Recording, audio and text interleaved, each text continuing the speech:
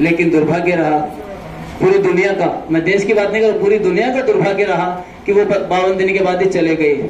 लेकिन आज जो बाबा साहब का खा रहे हैं, बाबा साहब की बदौलत ऊंची ऊंची कुर्सियों पर बैठे हैं और तथागत के बुद्ध के धम्म को प्रचार प्रसार करने में लगे हुए हैं, ऐसे लोगों से निवेदन है, ऐसे लोगों से आग्रह है कि वह बाबा साहब के आखिरी सपने को, आखिरी संकल्पना को साकार करने में अपना टाइम, टैलेंट और ट्रेजर लगाएं, लेकिन सही जगह पर।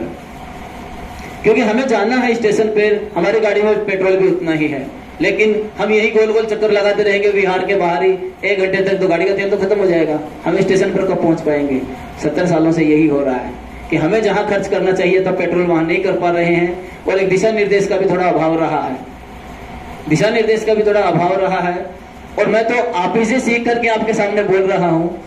तो ये सारी चीजें हैं कि आप जैसे वरिष्ठ उपासक हैं, उन्हीं के मार्गदर्शन में आगे बढ़ रहे हैं और बढ़ते रहेंगे, लेकिन जितना धारण कर सकते हैं उतना कर रहे हैं। और हम चाहते हैं कि और ऐसी टीम तैयार हो, आप लोग ज्यादा से ज्यादा गाँव में जाएं, प्रचार प्रसार करें और एक टीम वर्क के तहत काम करें। तो इससे क्या होगा कि जहां आज यहाँ जो बैठे हैं वो सारे के सारे, जैसे मान लो कि वरिष्ठ हैं, पके हुए हैं, धम्म को धारण किए हुए, लेकिन हमें वहां जाना है जहां लोग जानते नहीं है, जहां जीरो है, वो जानते नहीं कि बुद्ध कौन है, कोई कहते हैं विष्णु के अवतार है, कोई कहते वो है, कोई कहते ये है। तो हमें वहां जाना है जो नहीं जानते हैं। हम नए लोगों को जोड़ेंगे तभी हमारी संख्या बढ़ेगी। और जोड़ने का एक ही तरीका, बुद्ध ने कहा मैत्री, मैत्री और मैत्री। आनंद पूछते एक बार, तो भगवान आप बार बार एक ही बात कहते हो कि मैत्री मैत्री मैत्री, तो क्या है मैत्री? मैत्री तथागत बुद्ध के धम्म का आधा भाग तो मैत्री ही है। तो भगवान ने कहा कि आनंद ऐसा अनर्थ मत कहो, ऐसी बात मत कहो। क्यों? कि मैत्री ही संपूर्ण धम्म है। क्या बात? मैत्री ही संपूर्ण धम्म है। मानव मात्र के प्रति ही नहीं बल्कि संसार के सभी दृश्य अदृश्य जीवों के प्रति जो मैत्री रखता है, किसी के प्रति कोई शत्रु भाव नहीं है, तो ही धम्म फैल सकता है, नहीं तो नहीं फैल सकता।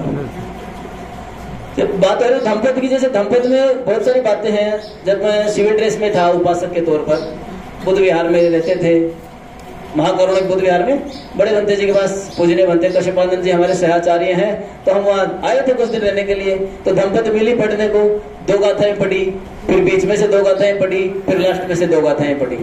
और 4-5 गाथाएं पढ़ करके मैं जाकर के बोला, भंते जी मुझे इसमें से अच्छी अच्छी गाथाएं छांट दो, अच्छी अच्छी गाथाएं हैं वो मुझे छांट दो, जो मुझे याद करनी है, उनको रट्टा मारना है, रटना है। तो भंते जी ने कहा कि अभी चाय का समय हो गया है, तो वो चीनी वाला डब्बा लाओ। वो चीनी वाला डब्बा ला करके हमने भंते जी के पास रखा। भंते जी ने बोला अखबार लाओ। हम अखबार लाए और भंते जी ने 1 चम्मच चीनी है वो अखबार के ऊपर डाल दी। अब वो बोले कि इनमें से जो ज्यादा मीठे दाने हैं वो छांट करके मुझे दे दो। अब मैं उस समय दिमाग नहीं लगाया, मगर भंते जी ये तो सारे के सारे मीठे हैं, तो सारे सारे मीठे हैं ना? कहते हाँ, ये धम्मपद है ना, इसमें 423 है। यही नहीं बल्कि 84,000 जो गाथा पद है बुद्ध के, वो सारे ही मीठे हैं। ये अलग बात है कि आपकी समझ कितनी है, आपकी प्रज्ञा कितनी है, आपका कौशल कितना है। आप जिसको समझ पाते हो वो आपको अच्छा लगता है, जो गाथा आपको समझ में नहीं आ रही है वो आपको अच्छी नहीं लगती है। लेकिन समय आप आने पर आपको सारी गाथाएं इसी चीनी के दानों की भांति, मिश्री के भांति मीठी लगने लगेंगी, ऐसा मेरा विश्वास है। और वो दिन बहुत जल्द आ गया कि हमने जब बुद्ध वाणी को पढ़ी, धम्मपद को पढ़ा, पढ़ने के बाद लगा कि इसमें तो कोई गाथा ऐसी है ही नहीं जो कम मीठी हो एक दूसरे से। सभी बराबर है, सभी बराबर है। किसी एक गाथा को धारण करने से भी कल्याण हो जाता है। तथागत बुद्ध कहते हैं कि बहुपीचे भाषमानो न तक्रे होती नरोपम तो गोपो गाओ गणेम प्रसन्न भागवा सामयस्य होती। बहुत सारी गाथाओं का पाठ करने मात्र से कोई विद्वान नहीं होता, कोई धर्मगुरु नहीं होता। केवल और केवल एक गाथा को धारण करने से पटिसेन नाम का मंद बुद्धि भिक्षु भी अरहंत हो गया था। एक गाथा को याद किया। अभी जो गाथा बताई थी ना राठौर साहब ने, काये न समरो साधु साधु वासाय समरो, घाणे न समरो साधु साधु सोते न समरो। इस प्रकार जो मन रूपी मन, आंखों का जो संयम रखता है, कानों पर जो संयम रखता है, जो वाणी का जो संयम रखता है, और पूरे शरीर का जो संयम रखता है, कैसे उठना है, कैसे बैठना है, कैसे चलना है, क्या देखना है, देखने के बाद जो नजरिया है, हम क्या सोचते हैं, उसको भी अगर हम नियंत्रित रखेंगे तो भी तथागत बुद्ध की भाषा में उनके अर्थों के अनुसार हम आदर्श भिक्षु बन पाएंगे, आदर्श बुद्धिस्ट बन पाएंगे, आदर्श उपासक बन पाएंगे। अब चल रहा है राजस्थान में 2 साल में तो बहुत जबरदस्त, ये मानो कि आशा की किरण फूट पड़ी है कि राजस्थान की जो मरुधरा है वो धम्मधरा होने जा रही है, या कहें कि मरुभूमि है जो धम्मभूमि की ओर अग्रसर हो रही है। इसके लिए आप सभी वरिष्ठ उपासकों को जो तन मन धन से लगे हुए हैं उनका कोटि कोटि साधुवाद। और लास्ट में इतना ही कहूंगा कि परों को खोल जमाना उड़ान देखता है, जमीन पर बैठकर क्या आसमान देखता है। मिला है बुद्ध का धम्म और बाबा का संविधान, तो इसकी हिफाजत कर, संभल कर चल, तुझे सारा जहान देखता है। क्योंकि जैसे सोवियत रूस में साम्यवादी सरकारों का पतन हुआ, जैसे ही सोवियत संघ टूटा, पूरी दुनिया में जहां जहां साम्यवादी सरकारें थी गिर गई, अपने आप गिर गई ना। जैसे दुनिया का सबसे बड़ा लोकतंत्र भारत है, भारत से अगर लोकतंत्र खत्म होता है तो पूरी दुनिया के लिए अभिशाप होगा, पूरी दुनिया के लिए कयामत की घड़ी होगी, पूरी दुनिया के लिए एक तरह से अंधकार का युग आ जाएगा। क्योंकि सभी दुनिया के देश भारत की ओर देख रहे हैं और भारत वर्तमान में उस स्थिति पर खड़ा है कि वहां से जैसे बोलते हैं ना, वर्ल्ड कप का फाइनल मैच है, या तो जीत होगी या पूरी हार होगी, तो ये वहां उस दहलीज पे खड़ा है।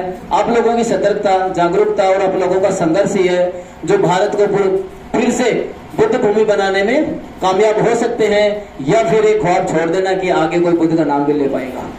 क्योंकि जैसे संविधान है तब तक सब कुछ है, संविधान नहीं होगा तो कोई कुछ नहीं कर पाएगा। अभी जो कह रहे थे कि हिरण्यकश्यप के बारे में क्या क्या बताया गया, मैं ये कहता हूं कि अगर बाबा साहब का संविधान नहीं रहा तो ये बाबा साहब को भी वैसे ही पेश करेंगे। आगे आने वाली 200 साल बाद की जो पीढ़ियां हैं वो उनको उन्हीं हिसाब से देखेगी। हमें अपने महापुरुषों के कार्यों को बचाना है, हमें उनके कार्यों को आगे बढ़ाना है।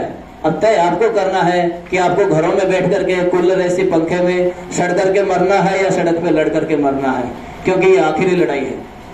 इसके बाद कोई लड़ाई नहीं होगी, इसके बाद कोई समस्या नहीं रहेगी, क्योंकि ये जो आखिरी समय है ये घोर मतलब संघर्ष का है, प्रतिस्पर्धा का है। तो इसमें अगर हम कामयाब हो जाते हैं तो आगे सदियों तक के लिए हमारा भविष्य, हमारे बच्चों का भविष्य, आने वाली पीढ़ियों का भविष्य और बुद्ध का धर्म संरक्षित, सुरक्षित और संवर्धित होता रहेगा।